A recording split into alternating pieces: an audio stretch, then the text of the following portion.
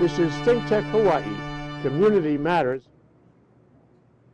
Aloha and good afternoon, ladies and gentlemen. I'm Pauline Shakmakjian, your host for Outside In.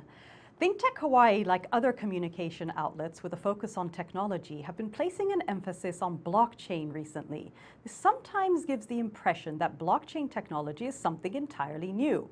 While the electronic version of a ledger, commonly referred to as blockchain, was made more widely known through the introduction of Bitcoin, the actual act of maintaining a record of transactions is nothing new and has been occurring throughout history over a variety of different cultures.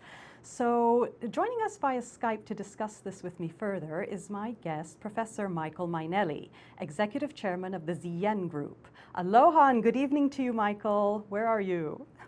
Aloha and good evening to you, Pauline. It's really nice to be here. Okay, so thank you for doing the show, first of all, because I am aware it is midnight in London, so that's much appreciated. And I'm sorry to torture you with this lovely backdrop, but I'm not actually at the beach, if it makes you feel any better while you're freezing in London. So, okay, so we've got a two-parter with you. You're one of my rare two-part guests. So we're going to be talking about blockchain for today's show on Outside In, as well as tomorrow's show on We Like the 1%. Today we're going to focus on the history of ledgers. And tomorrow we're going to focus on the work you do with the commercial think tank you run called ZN. So let's start off with Michael, first of all. Tell everybody a little bit about yourself, because you're quite a bit of a polymath, aren't you? Well, perhaps. I mean, just a little bit. My background was very much originally science. I did about 10 years of science and technology, aerospace, working on guidance systems, for example, with something that later became Patriot, the old Pershing missiles.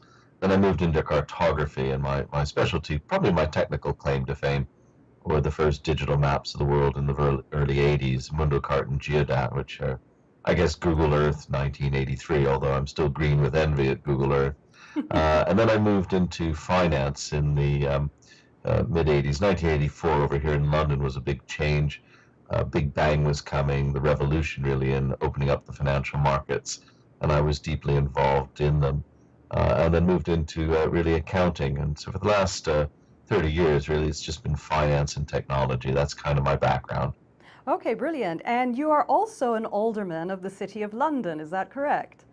That's right. Now, Yeah, in Hawaii, we don't have the City of London Corporation. We don't have aldermen. So could you explain to people here what that is? Is it a secret society in London? yeah, we and the Freemasons control the world. Oops, Oh, I yes. just gave it away. No, the City of London is the world's oldest continuous democracy, actually. It dates back to about 890. It's to some degree, it's a slightly independent city-state with a contract with the crown. It's a It's little quite an bit like the interesting, Vatican. quite It's an a little interesting bit like the organization.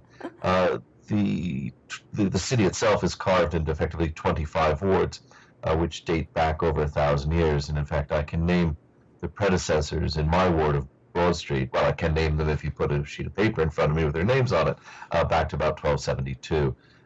So it's a very venerable thing. And the City of London Corporation is, on the one hand, it's effectively a city government, and on the other hand, it's really a gigantic charity, and we control a few billion pounds worth of resources in that.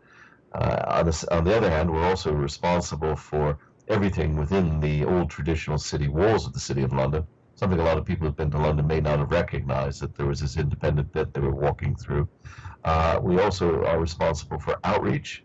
The Lord Mayor, who's one of the aldermen, travels around the world representing the professional, business, technical, and financial services of the United Kingdom, traveling them in cabinet rank. So it's a very interesting and ancient organization.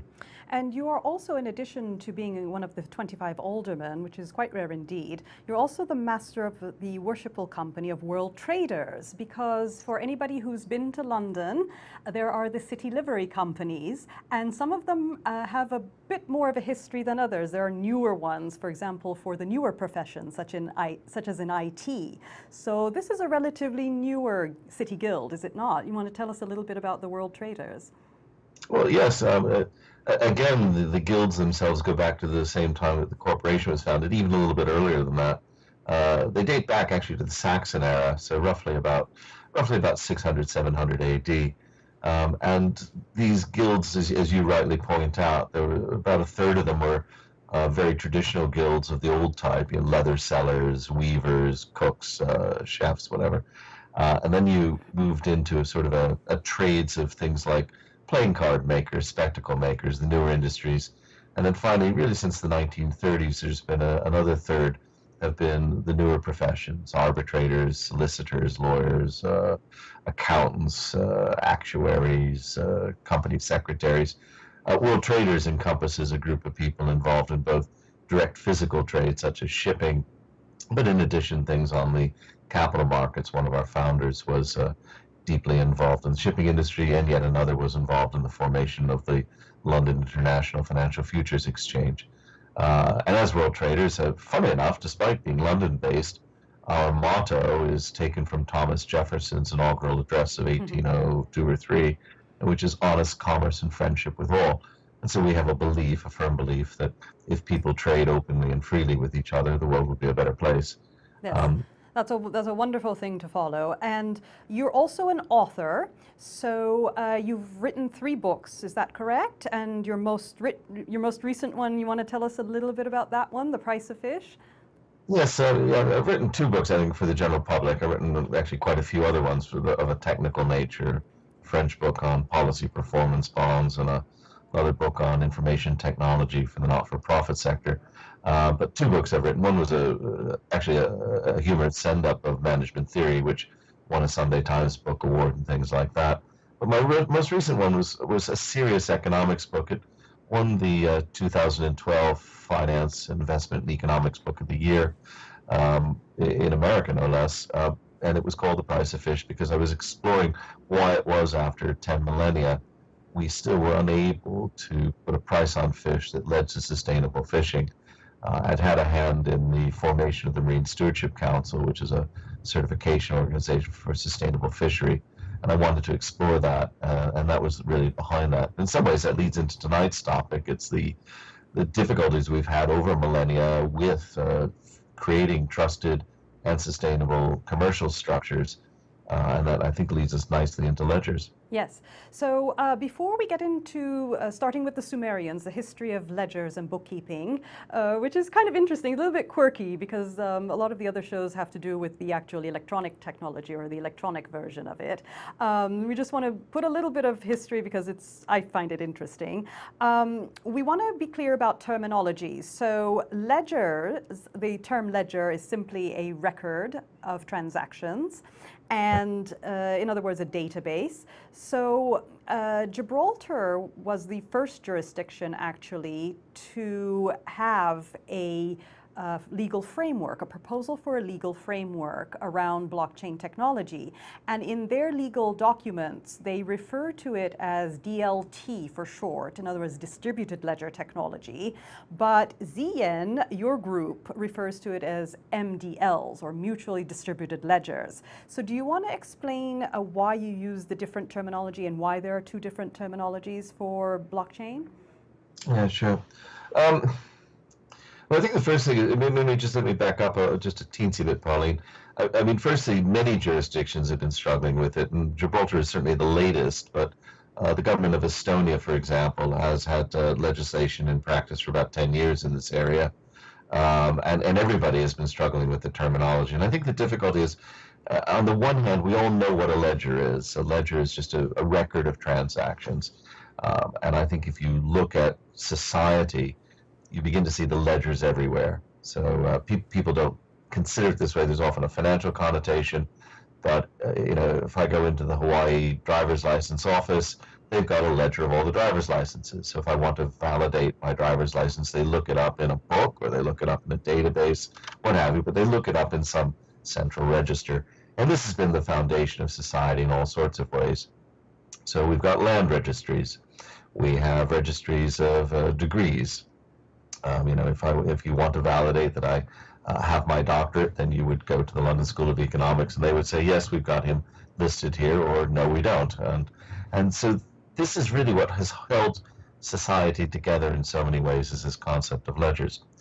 However, the minute you move out into electronic ledgers, it gets a little bit vaguer. So a distributed ledger, in a computer sense, is merely a ledger that's got copies of itself around what you might consider to be the internet or the cloud, what have you. So there's just multiple copies out there.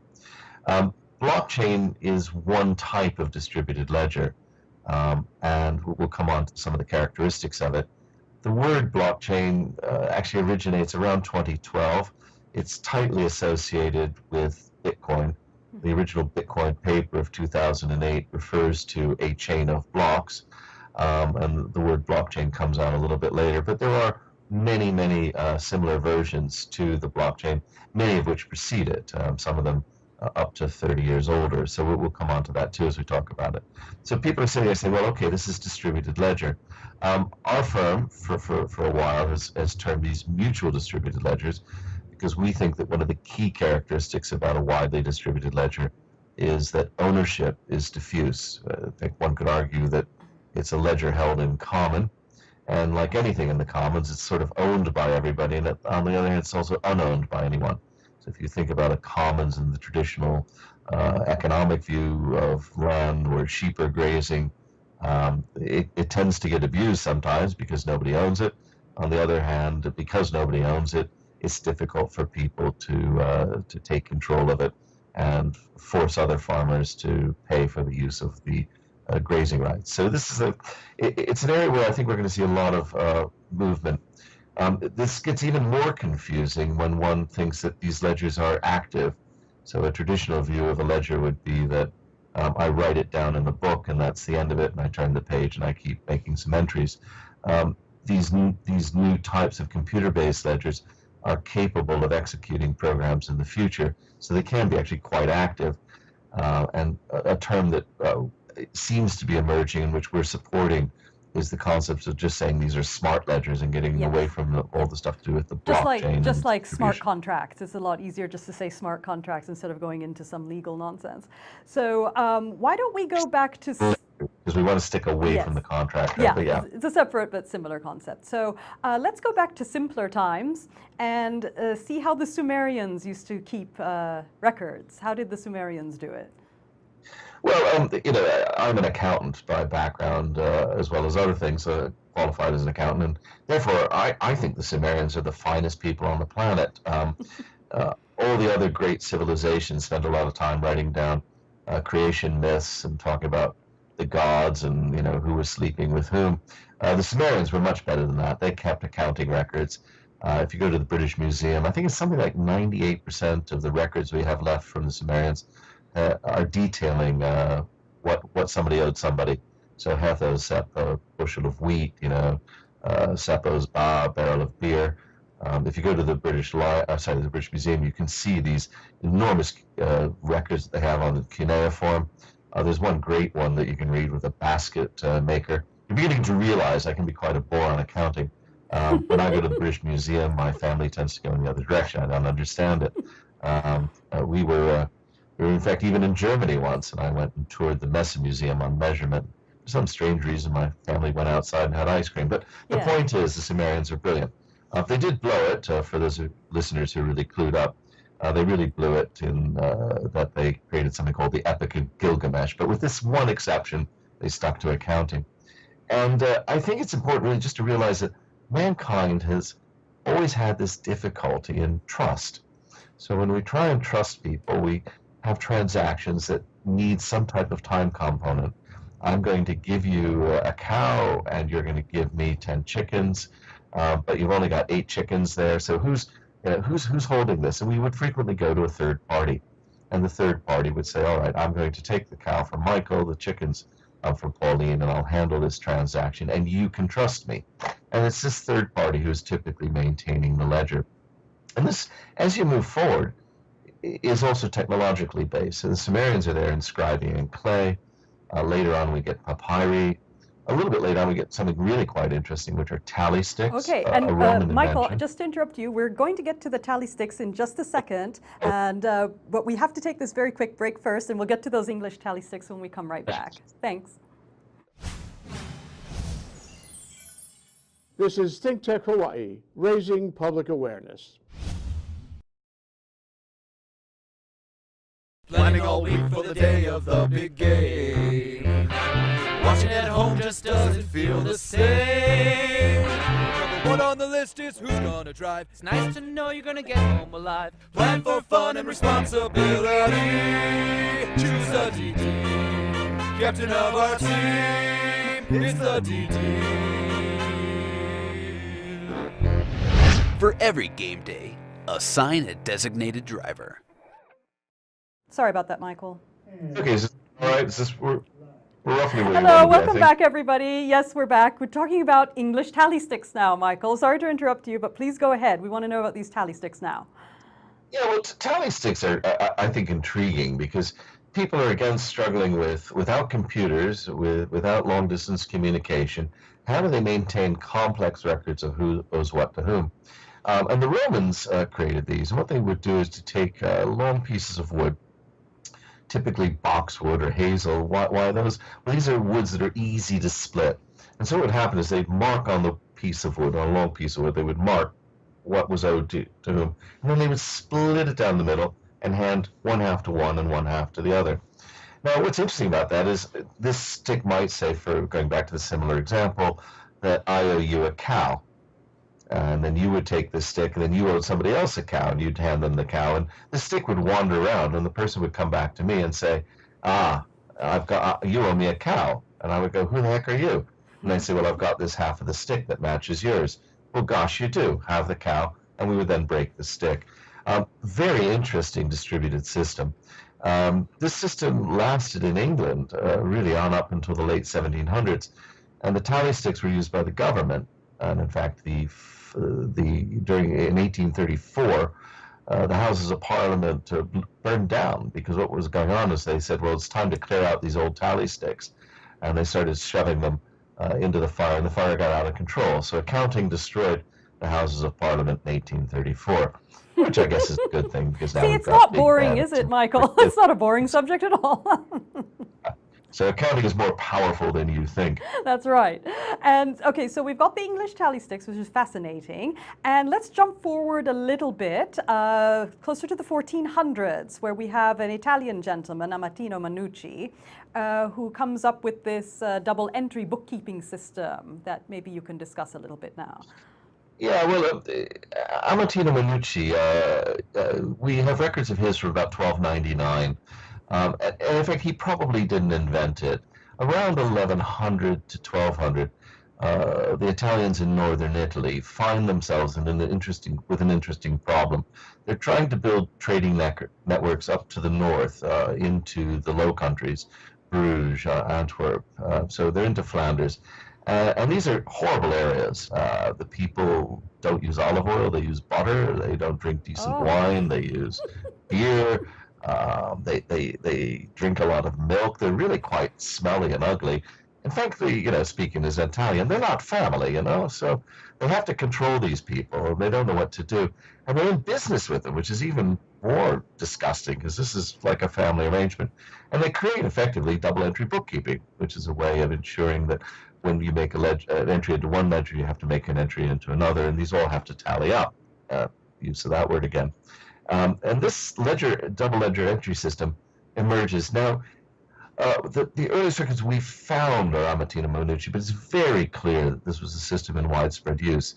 A little later on, and many of the accountants will be saying, but I learned that Fra Pacioli created this. Luca Pacioli is actually much later. He's in the 1400s, and he writes a book, I think from memory it was called Summa Geometrica. And in this book, he lays out how you do it, but he's only describing a system that's already been in existence for about 300 years. So this is another thing where again we're seeing this enormous structure, really just trying to keep people honest. So tally sticks, cuneiform tablets, and all this, and then we move through through paper, obviously, which is a tally stick that's been processed and made flat into pulp paper, and then suddenly in the very late 60s. We begin to see the rise of computer systems to hold the same ledgers. So ledgers are just a history of technology in a way. So do we start to see the electronic ledgers from really the 1970s after they've been developed? Yes. To be fair, there were actually some earlier attempts over here in the United Kingdom. one of the great pioneers in this area was actually Lion's Tea, and they created a system called Lion. I think from memory that was the very, very early 60s. So this tea maker had realized that accounting was going to be computerized. In America, up in Chicago, I must say that the old firm of Arthur Anderson, there was one great thing about these sort of Midwestern accountants is that they actually sat down in the late 1950s and taught themselves assembler programming because they knew that this was going to be a big, big thing. And when they had their training center in St. Charles, just outside Chicago, they used to keep all of the old computers that the partners had used from the late 50s. So some people were very early into this, but it's really about 1969, a man named Codd invents relational databases while working at IBM. And he shares this, and we see this proliferation of easy-to-use databases really from 1970 on to roughly about 1990 when that sort of stabilizes. So you have this 20-year period of really the flowering. I'm sure many of your listeners are going, the flowering of accounting. Wow, that's great. But the flowering of all of these databases and people putting ledgers onto them. And it's not for another 20 years until the City of London starts to study ledger technology, this electronic ledgers, right? They start studying blockchain in 2010 approximately. Yeah, well, the thing that then happens is with all of these ledgers there, with another technology coming together in the 70s was cryptography. In fact, invented largely in America, two academics, Diffie and Hellman, published a paper in 1976. And this is picked up very rapidly, this idea of public key cryptography, which allows two people to talk to each other secretly and yet not have to share their keys, which is a phenomenal advance. This all then proliferates, and we begin to see in around 1985 to 1990 a lot of prototype systems which you would argue were Bitcoin, but they just for some reason never really took off. Over here in the United Kingdom in the very early 90s, one of the larger banks, NatWest, actually put together a system called Mondex, and they tried to roll that out across the city here. It's called Swindon, really just to see if they could make this work. It did work technically. It was just about as good as Bitcoin. The one problem was that NatWest wanted to have, I think it was 2 or 2.5% on every transaction, and the good people of Swindon said that's way too expensive just to buy everything with that kind of an overhead. But the technology has been around for a while. Of course, Bitcoin then begins to take off. Bitcoin, the paper was written in 2008, and the actual genesis date for Bitcoin is the 3rd of January 2009. But there have been some other coins out there. There's a system called Ripple. Yes. It doesn't work the same way that Bitcoin does. That actually dates back to the early 2000s. Really launches around 2004. Ripple is more of a platform, is it not? It's not actually a coin. We could have some arguments about what is and isn't a coin. I would argue it's pretty close in that there's an identifiable number that's unique. But you're right that it is based on a fundamentally different system. It's a sort of a ripple of trust. So I won't accept a transaction from you unless you've got a lot of other people guaranteeing you if I don't know you. And Michael, we have just a few minutes left. So can we just jump a little bit to Hyperledger? Because Hyperledger is invented in December of 2015. And this is a special type of blockchain that's for the corporate world, is it not? Hyperledger is an open source project. It's got a couple of primary sponsors, one of which many of you will know is IBM. But it's meant to be an open source project. It's fundamentally the same technology in terms of the distributed ledger. It's a lot more flexible about whether a coin or what type of coin is placed on top of it. And one of the things you'll find as we talk about this is that the distinction, and many people make, myself included, is we split the ledger, which is a kind of a boring multi-organizational database, from how you add new transactions to the ledger. In the case of Bitcoin, the mining process adds it. In the case of Ripple, as we discussed, people agree that somebody is trustworthy enough to put on it. In the case of Hyperledger, it's quite flexible about what it puts on top of itself.